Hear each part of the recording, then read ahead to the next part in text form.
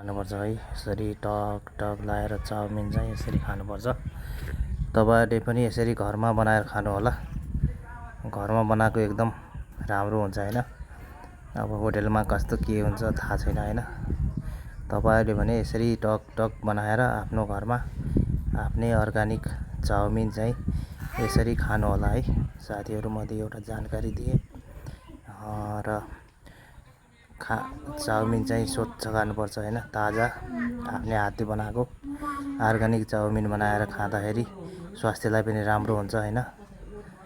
यस्तै जानकारी तपाईहरुलाई दिए हैन। साथीहरु तपाई भने मज्जाले आफ्नै हातले बनाएर खानु होला। आफ्नै हातले बनाएर खाँदाखेरि राम्रो पनि हुन्छ हैन।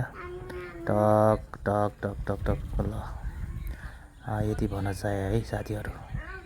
तपाईहरु भने चाउमिन चाहिँ टक टक बनाएर खानु होला। चाउमिन बनाएर खाँदाखेरि स्वास्थ्यको लागि राम्रो हुन्छ। तपाईहरुले भने चाउमिन चाहिँ टक्क टक्क खानु होला भन्दै तपाईहरुलाई यो भिडियो मार्फत जानकारी गराउँदै छु है त। हवस् त धन्यवाद। स्वस्थ रहनुस्, व्यस्त रहनुस्। हवस् त नमस्कार।